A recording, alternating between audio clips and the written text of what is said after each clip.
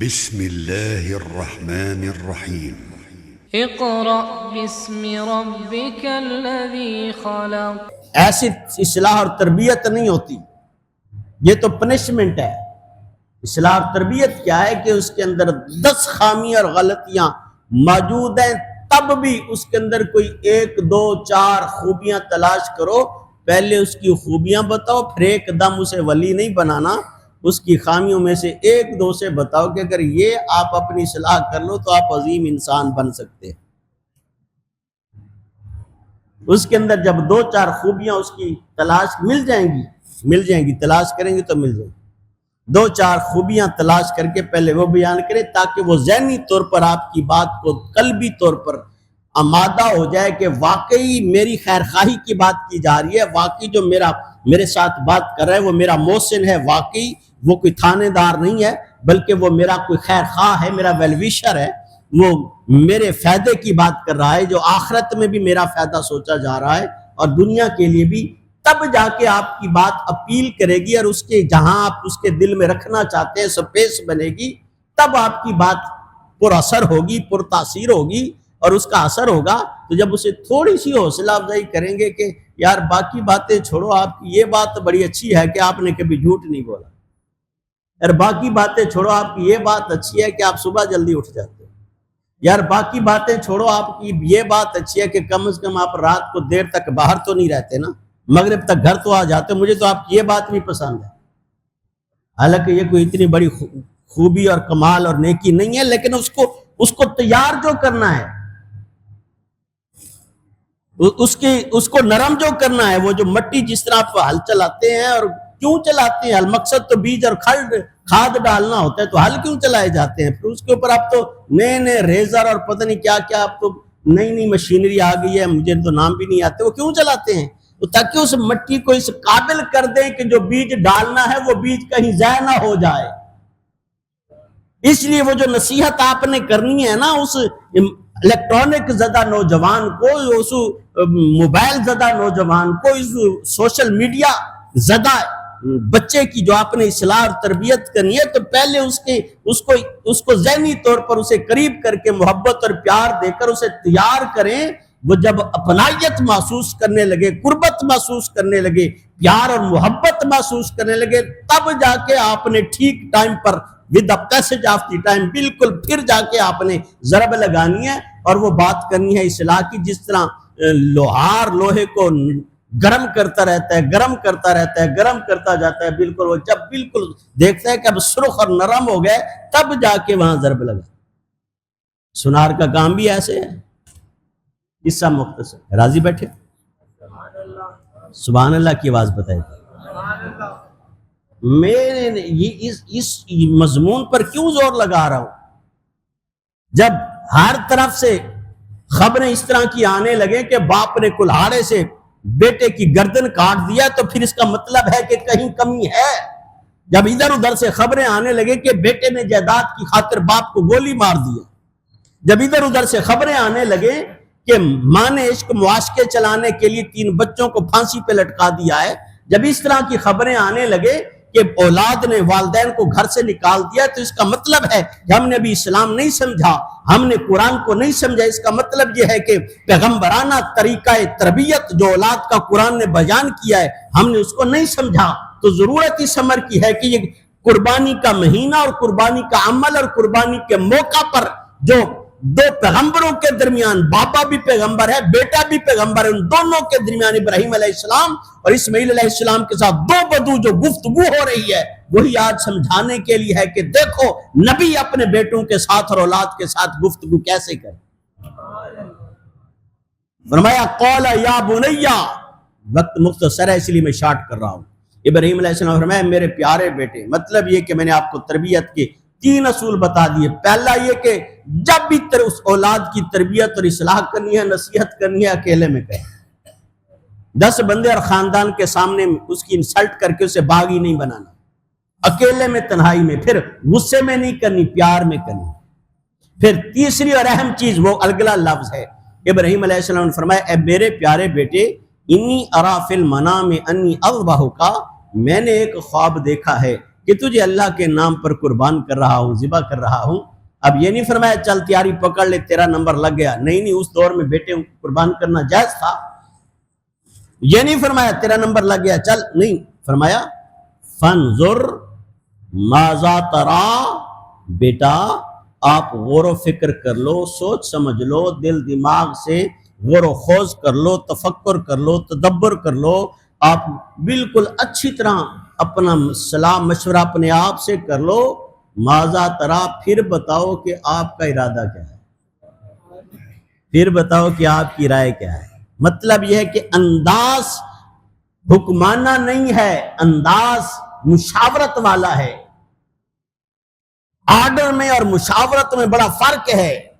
بدقسمتی سے ہم آرڈر چلانے کے عادی ہو گئے ہیں، جبکہ قرآنی دستور اور پیغمبرانہ جو اسلوب گفتگو ہے وہ مشاورت والا ہے، اور حکم ربانی بھی یہی ہے۔ تاجدار ختم نبوت امام الانبیاء سید الانبیاء حضرت محمد مصطفیٰ صلی اللہ علیہ وآلہ وسلم، میرے آقا جیسا ذہین فتین قائدانہ صلاحیتوں کا مالک کائنات میں ہو ہی نہیں سکتا۔ خود صاحب بصیرت اور صاحب بصارت ہے، اور پھر رب کعبہ خود براہ راست انہیں مشورہ دینے والا۔ اس کے باوجود رب کعبہ نے فرمایا، میرے آقا کو فرمایا وَشَاوِرْهُمْ فِي الْأَمْرِ، پیارے مصطفیٰ آپ کو یقیناً کسی سے مشورہ لینے کی حاجت نہیں ہے، آپ خود صاحب بصیرت ہو، قوت فیصلہ آپ کے اندر پورے جمال پر پورے جوبن پر ہے۔ اس کے باوجود میرا فرمان یہ ہے، رب فرماتے ہیں پیارے حبیب اپنے اہل خانہ سے بھی مشاورت فرما لیا کریں، اپنے پیارے صحابہ کرام سے بھی رضوان اللہ تعالی علیہم اجمعین، ان سے بھی مشاورت فرما لیا کریں۔ کیوں؟ آپ کو تو قطعاً ضرورت نہیں ہے، لیکن جب آپ ان سے مشاورت کریں گے تو ان کو آپس میں مشاورت کرنے کی عادت ہو جائے۔ آج کا استاد اپنے آپ کو سمجھتا ہے کہ میں استاد ہو کر بچوں سے مشاورت کروں، آج کا پیر سمجھتا ہے کہ میں پیر ہو کر مریدوں سے مشورہ لوں، آج کا والد سمجھتا ہے کہ میں باپ ہو کر اب بچوں کی باتیں سنوں۔ ارے بابا نہیں، کائنات انسانیت میں میرے مصطفیٰ جیسا نہ پیدا ہوا ہے نہ ہو سکتا ہے، اس کے باوجود میرے نبی نے اپنے پیارے صحابہ سے بھی مشاورت کی ہے، اپنی اولاد پاک سے بھی مشاورت کی۔ سیدنا ابراہیم علیہ السلام جیسا عظیم ہستی اور عظیم انسان، آپ نے اپنے بیٹے سے قربانی کے موقع پر بھی مشاورت فرمائی، فرمایا فانظر ماذا تری، میرے پیارے بیٹے میرا حکم نہیں ہے، آرڈر نہیں ہے، بلکہ میں نے آپ کو اپنا خواب سنایا ہے، اب آپ خود غور و خوض کر کے اپنا تدبر کر کے اپنا تفکر کر کے آپ اپنی رائے بتاؤ کہ آپ کا ارادہ کیا ہے۔ یہاں تک والدین کے لیے نکتہ تھا، منٹ 3 رہ گئے، اب نکتہ میں نے نئی نسل کو دینا ہے، اگلا نکتہ اولاد کو دینا ہے کہ یہ تو والدین کی ذمہ داری ہے کہ اولاد کی تربیت کیسے کرنی ہے۔ اس الیکٹرانک میڈیا زدہ نیو جنریشن کو کس طرح انہیں اپنے کنٹرول میں رکھنا ہے، کس طرح ان کا ریموٹ اپنے ہاتھ میں رکھنا ہے۔ میں یہاں صرف ایک جملہ بول کے آخری نقطے کی طرف چلنا چاہتا ہوں۔ میرے ویر ایمان سے بتاؤ، اگر 2-3 سال کی عمر میں ماں باپ بچوں سے مشورہ کرتے رہے، میرا خیال ہے 15-16 سال کی عمر تک وہ ہیبیچول اور وہ اتنے عادی ہو جائیں گے کہ وہ انہیں اتنی شرم اور حیا آئے گی کہ بچپن سے لے کر 15 سال تک میرے ماں باپ نے مجھے بغیر مشورے کے کبھی آرڈر نہیں چلایا، بغیر مشورے کے کوئی کام نہیں کیا، تو میرا خیال ہے اس کے بعد وہ بھی آپ سے مشورہ اور رہنمائی لیے بغیر قدم اٹھائے گا اور قدم اٹھائے گی۔ میرے لفظوں کی اندر اور گہرائی میں بہت کچھ ہے، اگر آپ سمجھ سکتے ہو، اگر چاہتے ہو 15-16 سال کا جب وہ آپ کو آنکھیں دکھاتا ہے اور باغی ہو جاتا ہے اور ہو جاتی ہے تو پھر تو ہمیں تکلیف ہوتی ہے، لیکن سوچے نا کہ کیا پہلے 15-10 سال میں ہم نے والد ہونے کی حیثیت سے انہیں وقت دیا، ہم نے انہیں محبت اور پیار دیا، ہم نے ان کی اصلاح اور تربیت کے لیے کوئی قدم اٹھایا، صرف اور صرف تعلیمی اداروں کے ہینڈ اوور کر دیا۔ یاد رکھ لیں، مہنگے سے مہنگا تعلیمی ادارہ مدرسہ ہو یا سکول ہو یا ہاسٹل ہو، کوئی کسی کی اتنی تربیت نہیں کر سکتا جتنی والدین اپنی اولاد کی کر سکتے۔ میں خود ایک ٹیچر ہوں، میں ایز اے ٹیچر بھی آپ کو بتا رہا ہوں، میں خود والد بھی ہوں، آج والد بھی بتا رہا ہوں۔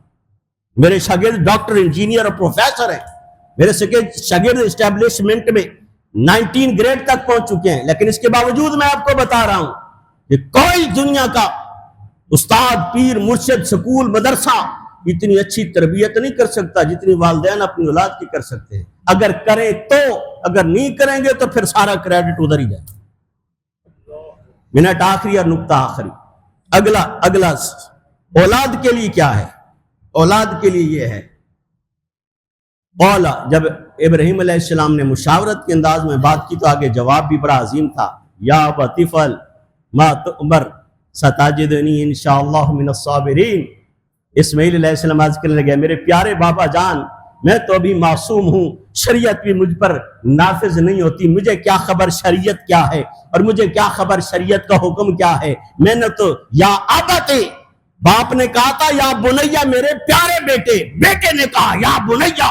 Action and reaction are equal but direction is opposite. जैसे बाप ने शफकत और मोहब्बत का पैमाना, गुफ्तगू का, इस्लाह का, तरबियत का जहां से आगाज किया था, बेटे का बिल्कुल पैरेलल वही लेवल है गुफ्तगू का और जवाब का।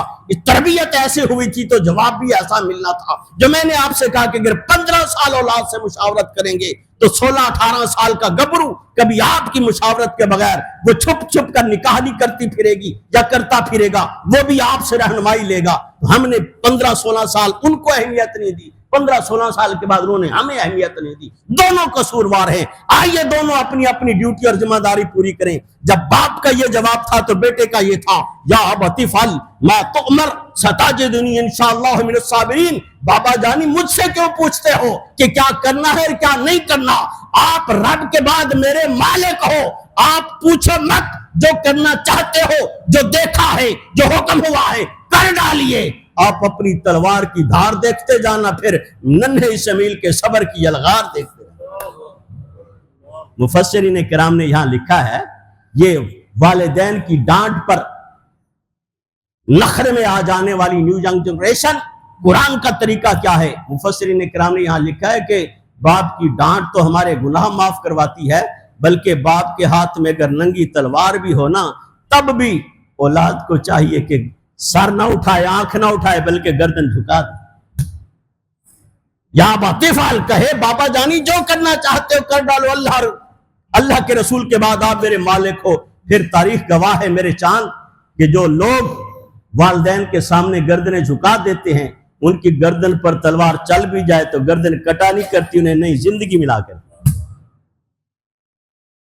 और मैसेज आज का यही है, जो औलादे वालिदैन की खुशी की खातिर अपनी खुशियां कुर्बान कर दें, उनकी खुशियां खत्म नहीं हुआ करती, रब उनकी खुशियों का आगाज करता है। जो वालिदैन की मर्जी पर अपनी मर्जी कुर्बान कर दे, उनकी मर्जी खत्म नहीं हुआ करती, बल्कि रब वही करता है जो इनकी मर्जी हो। जो वालिदैन की खुशी के लिए, आराम के लिए अपना आराम कुर्बान कर दे, अल्लाह ताला उनकी जिंदगी पर आराम कर दे। अल्लाह ताला से दुआ है, अल्लाह ताला आपको मुझे बहैसियत वालिदैन अपनी जिम्मेदारियां पूरी करने की तौफीक अता फरमाए और बहैसियत औलाद भी अपनी जिम्मेदारियां अदा